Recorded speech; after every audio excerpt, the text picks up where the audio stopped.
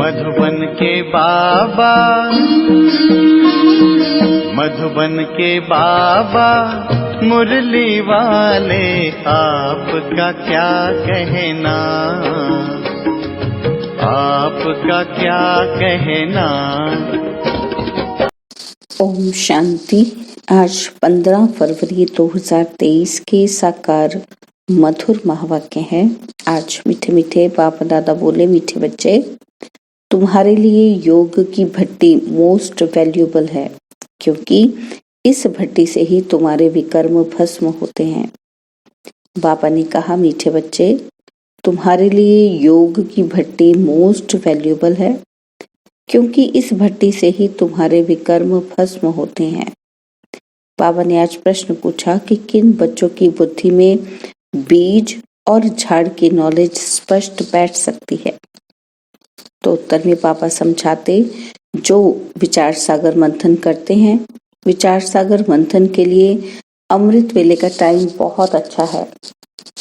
अमृत वेले उठकर बुद्धि से एक बाबा को याद करो, तुम्हारा अजपा जाप चलता रहे। सूक्ष्म व स्थूल में शिव बाबा कहने की दरकार नहीं, बुद्धि से याद करना है। ओम शांति। रूहानी बाप बैठकर रूहों को समझाते हैं, अर्थात बच्चों को समझाते हैं। बाप कहते हैं, मुझे भी जिस्म है, तब तो बात कर सकता हूँ। तुम भी ऐसे समझो कि मैं आत्मा हूँ, इस जिस्म द्वारा सुन रहा हूँ। यह नॉलेज अच्छी रीति धारण करनी है, जैसे बाप के पास धारणा की हुई है। आत्मा की बुद्धि में धारणा होती है, तुम्हारी बुद्धि में ऐसी धारणा होनी चाहिए कि जैसे बाप की बुद्धि में है। बीज और झाड़ की समझानी तो बहुत सहज है।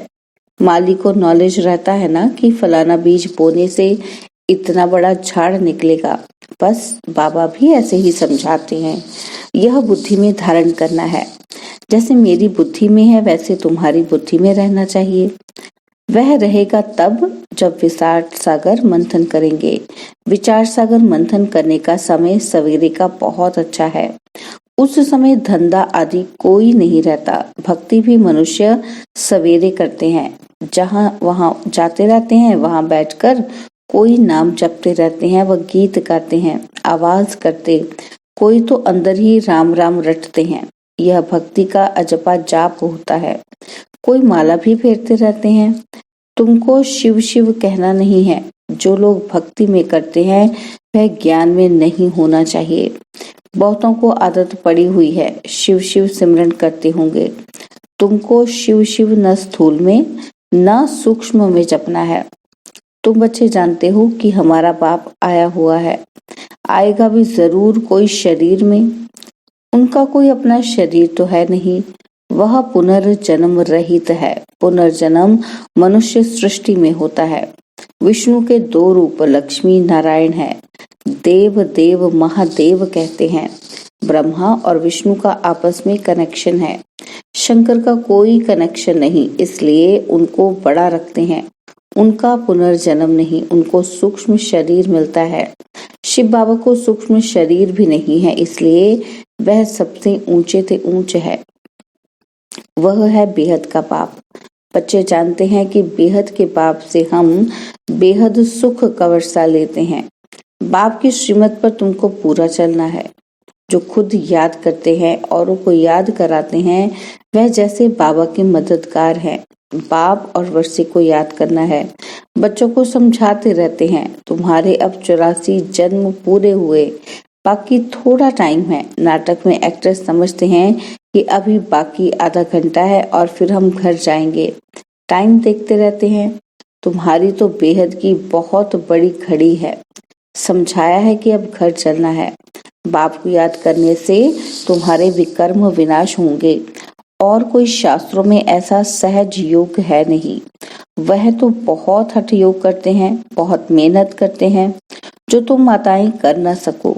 तुमको हठ योगियों के मुआफिक आसन नहीं लगाना है। हाँ, सभा में ठीक होकर बैठना है।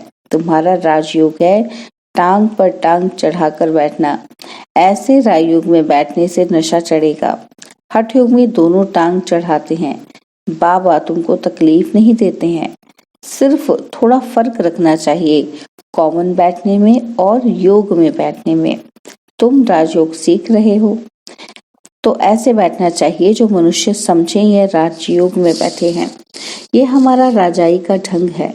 तुम बेहद के बाप द्वारा राजाओं का राजा बन रहे हो। ऐसे बाप को घड़ी घड़ी याद करना है। सत्युग में बाप को याद नहीं किया जाता है, अपने को किया जाता है।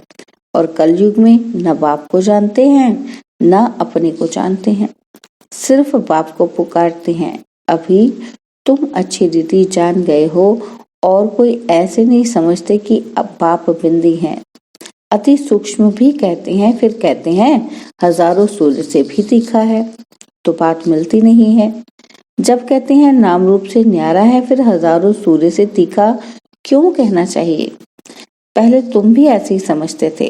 बाप कहते हैं ड्रामा में ये समझानी देरी से मिलनी थी। सूक्ष्म ते सूक्ष्म गुह्य बातें समझकर समझाई जाती हैं। ऐसे नहीं ख्याल आना चाहिए कि पहले हजारों सूर्य से तेजोमय कहते थे, अब फिर बिंदी क्यों कहते। जब आईसीएस पढ़ेंगे तब आईसीएस की बातें करेंगे, पहले कैसे करेंगे? इसमें मूंझने की दरकार नहीं है। ड्रामा में जब बाबा को समझाना है तब समझाते हैं। इनके बाद भी अर्जुन क्या क्या समझाएंगे, क्योंकि बाप का भी प्रभाव तो निकालना है ना। जैसे तुम्हारी आत्मा है वैसे वह भी आत्मा है। परम धाम में रहते हैं, उनको परम आत्मा कहते हैं। यहाँ जब आते हैं तो नॉलेज देते हैं। बाप कहते हैं जब पतित दुनिया होगी तब मैं पावन दुनिया बनाने आऊंगा। पुकारते भी हैं कि हे पतित पावन, हे दुख हरता सुख करता आओ। वह तो संगम पर आएगा। जब रात पूरी होगी तब दिन होगा। पुरानी दुनिया का अंत होगा। कर्मातीत अवस्था अंत में होगी। तुमको रहना भी ग्रस्त व्यवहार में है, छोड़ना भी नहीं है।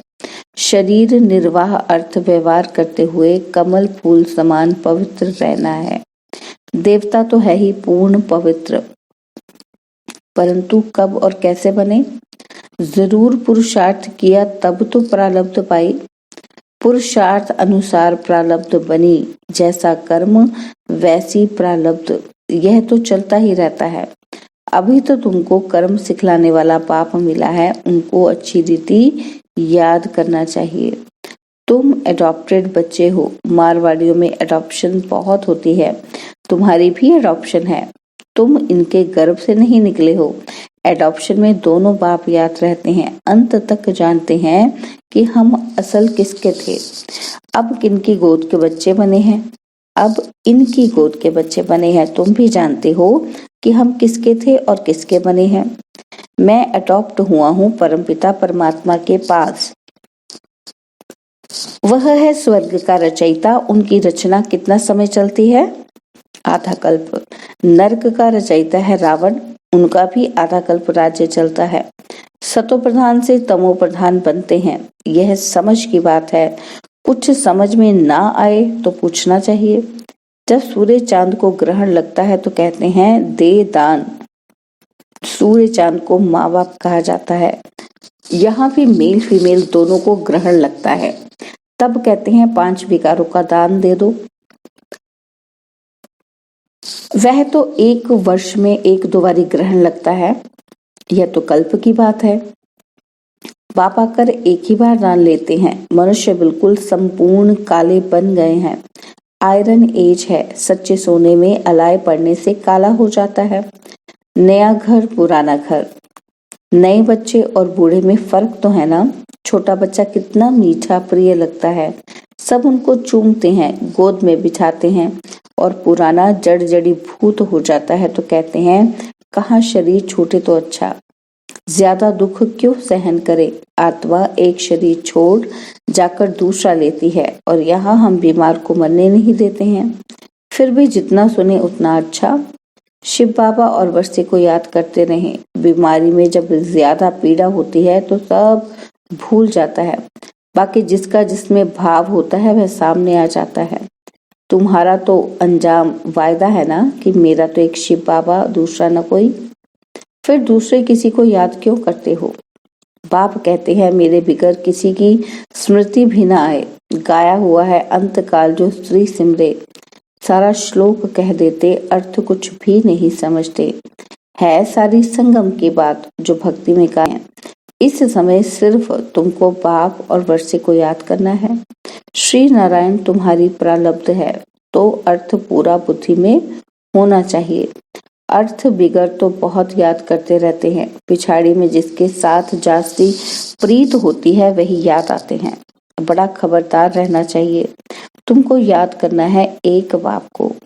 बाप कहते हैं मन मना भव, और तुम बच्चे कहते हो कि बाबा हम कल्प कल्प आपसे मिलते हैं। यह ज्ञान आपसे मधुबन में आकर लेते हैं। यह है वशीकरण मंत्र। सतगुरु है तो तुम्हें मंत्र भी ऐसा देता है जो तुम अमर बन जाओ। यह है माया पर जीत पाने का मंत्र। इस पर गाते हैं तुलसीदास चंदन घिसे। यह भी अब की बात है जो बाद में गाई जाती है। तुम बच्चों को राज्य तिलक मिल रहा है बाप और वर्षे को याद करने से। बाप और बादशाही को याद कर शरीर छोड़ेंगे तो राजाई तिलक मिल जाएगा। एक को तो नहीं मिलेगा। माला 108 की भी है और 16,108 की भी है। अब तो सिर्फ तुमको एक्यूरेट बाबा को याद करना है। बाबा के लिए कहते हैं तुम्हारी गतमत तुम ही जानो, सो बरोबर है। सदगति दाता वह है वही जाने। आगे तो सिर्फ गाते थे अर्थ रहित। उसको कहा जाता है अनर्थ। प्राप्ति कुछ भी नहीं। मनुष्य दान पुण्य आदि करते करते उतरते ही आए हैं। प्राप्ति कुछ भी नहीं है। आसुरी मत पर सब अनर्थ हो गया है। यह भी नारायण की पूजा करते थे, अब फिर पुजारी से पूज्य बन रहे हैं। प्रैक्टिकल में अब तुम बच्चे जानते हो शिव बाबा हमको पढ़ाते हैं। यह तो पक्का याद रखना है, नहीं तो विकर्म विनाश नहीं होंगे। यह योग की भट्टी मोस्ट वैल्यूबल है। मुक्ति भी मिलती है ना।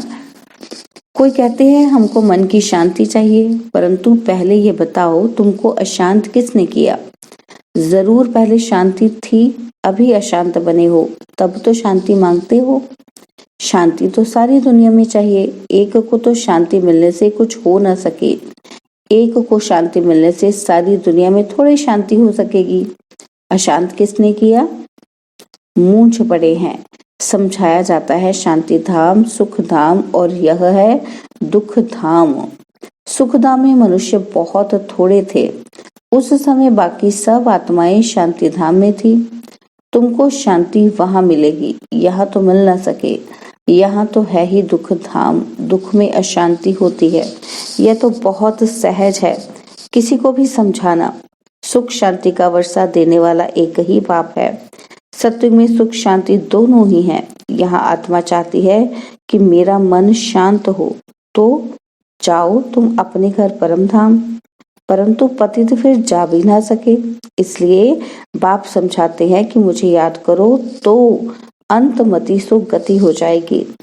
बाप और वर्षे को याद करो, परंतु माया ऐसी है जो पवित्र बनने नहीं देती है। अबलाओं पर देखो कितने अत्याचार होते हैं, विष पीकर रह ना सके। बाबा के पास अनेक प्रकार के समाचार आते हैं। सबसे बड़ी हिंसा काम महाशत्रु की है। बाप कहते हैं बच्चे विष छोड़ो, काला मुंह नहीं करो, तो कहते हैं कोशिश करेंगे। यह जहर है, आदि मध्य अंत दुख देने वाला है, परंतु तकदीर में नहीं है तो सुनते ही नहीं है। आत्माओं को बाप बैठ समझाते हैं। आत्माओं को बाप बैठ समझाते हैं कि आज से विकार में नहीं जाना तो मुंह नीचे कर देते हैं। अरे काम महाशत्रु है, ये अच्छा थोड़े ही है, ये है ही विशेष वर्ड। सब पतित है। सत्युग में सभी संपूर्ण निर्विकारी हैं। माता पिता बाप दादा के कल्प अथवा 5000 वर्ष के बाद मिले हुए मीठे मीठे सिकिलते बच्चों को याद प्यार और गुड मॉर्निंग। रूहानी बाप की रूहानी बच्चों को नमस्ते। हम रूहानी बच्चों की रूहानी बाप दादाजी को दिलवा जान सिखवा प्रेम से नमस्ते। ओम शांति। प्यारे बाबा, मीठे बाबा, मेरे बाबा, शुक्रिया बाबा, शुक्रिया बाबा, शुक्रिया बाबा। धारणा के लिए मुख्य सार है, पहला पॉइंट है टाइम बहुत थोड़ा है, इसलिए बाप का पूरा पूरा मददगार बनकर रहना है, बाप और वर्षे को याद करना है और दूसरों को भी कराना है। और सेकंड पॉइंट है अंत समय में एक बाप की याद रहे, इसके लिए दिल की प्रीत एक बाप से रखनी है, बाप बिगर और कोई की स्मृति न आए, इसके लिए खबरदार रहना है। बाबा ने आज वरदान दिया कि सोचना, कहना और करना, इन तीनों को समान बनाने वाले बाप समान संपन्न भव। सोचना, कहना और करना, इन तीनों को समान बनाने वाले बाप समान संपन्न भव। बाप दादा अब सभी बच्चों को समान और संपन्न देखना चाहते हैं। संपन्न बनने के लिए सोचना, कहना और करना तीनों समान हो, इसके लिए सब तैयारी भी करते हो। संकल्प भी है, इच्छा भी यही है, लेकिन यह इच्छा पूरी तब होगी जब और सब इच्छाओं से इच्छा मात्रम अविद्या बनेंगे। छोटी छोटी अनेक प्रकार की इच्छाएं ही इस एक इच्छा को पूर्ण करने नहीं देती हैं। स्लोगन है अव्यक्त व कर्मातीत स्थिति का अनुभव करना है तो कथनी, करनी और रहनी को समान बनाओ।